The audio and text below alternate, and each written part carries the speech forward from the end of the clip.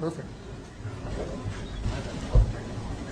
Well, thank you very much, Steve and Cheryl, for that much too generous introduction. If my late mother were here, being my mother, she would believe every word of it.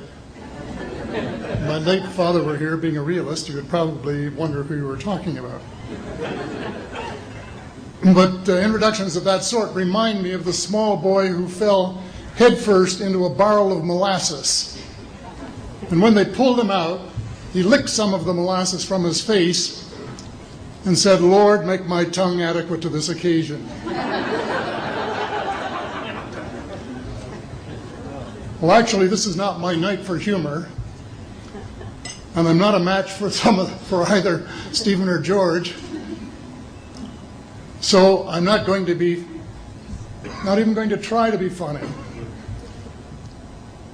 Except my first line, and that's after this wonderful banquet, I think that I have exceeded the feed limit.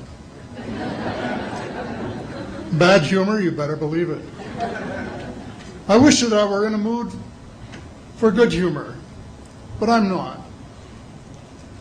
We are hell-bent in the direction of destroying our planet, and frankly, we appear to be doing very little about it.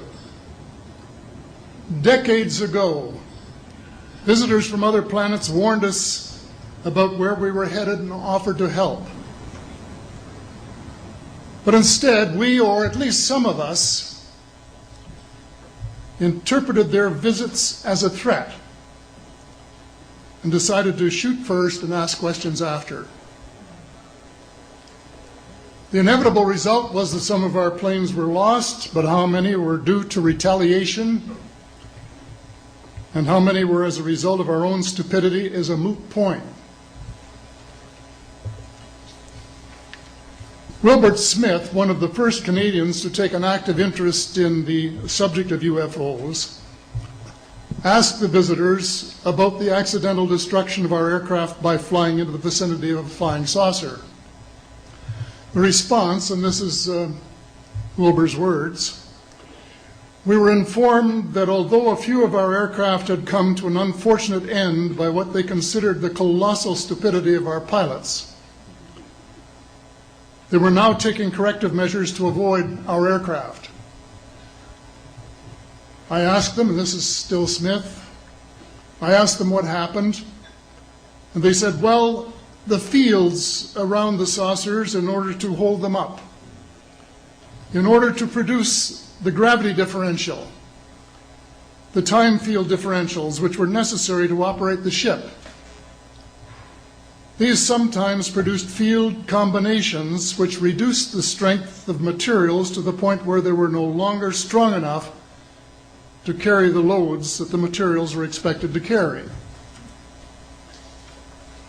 Now, as we know, aircraft, particularly the military type, are built with a rather small factor of safety.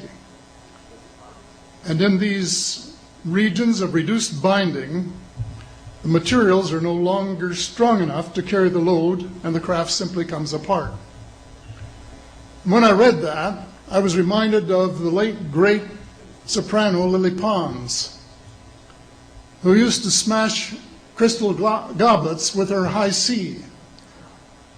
She would direct the sound at them, and something in the sound waves would change the structure of the glass, and it would fly apart. Well, this didn't satisfy our military chiefs, who must have thought that it was more important to secure American nuclear superiority, even though using it would result in the annihilation of us all, than to take the hint and start moving the planet back from the brink of global disaster. They, the military, must have been and still are so paranoid that they feel it necessary to use the visitors' technology to fight them off, rather than welcome them as partners in development, though they may have seconded a few renegades to assist them in what can best be viewed as diabolical developments. Stephen has said that talking about UFOs is passé, and that we should be talking or limiting our talk to exopolitics. Well, Stephen, I agree with you in theory, but in reality we have a problem when official U.S. policy insists that UFOs don't exist. The veil of secrecy must be lifted, and it has to be lifted now, before it's too late. It is ironic that the U.S. would begin a devastating war, allegedly in search of weapons of mass destruction, when the most worrisome developments in this field are occurring in your own backyard. It is ironic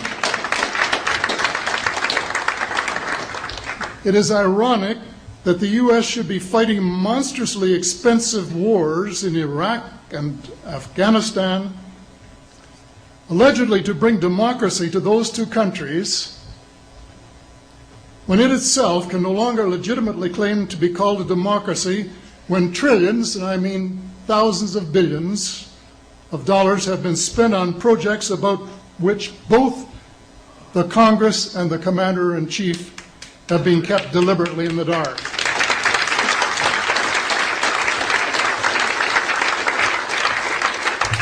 How much has been accomplished in 60 years of feverish activity by some of the most educated minds in the United States?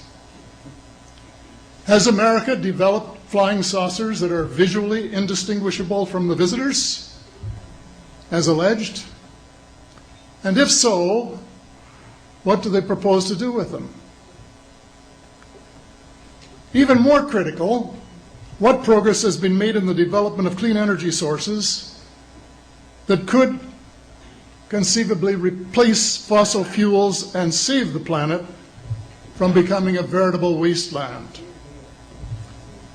Well, who has the answers? Someone does, but apparently they aren't telling either secretaries of defense or presidents, because they don't have, quote, a need to know. In a story told by Dr. Stephen Greer,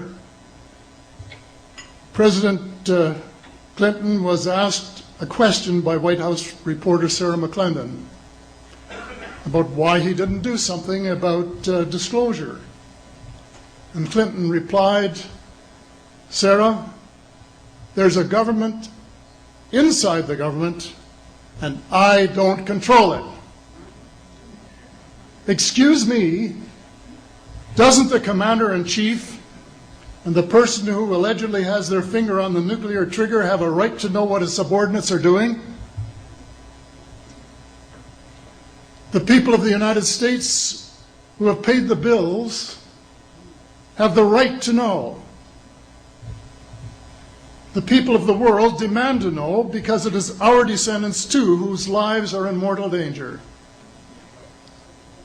It is time for the people of the United States to launch a new war against the evil of lies, deceit, and darkness, and go all out to win the victory of truth and transparency and light.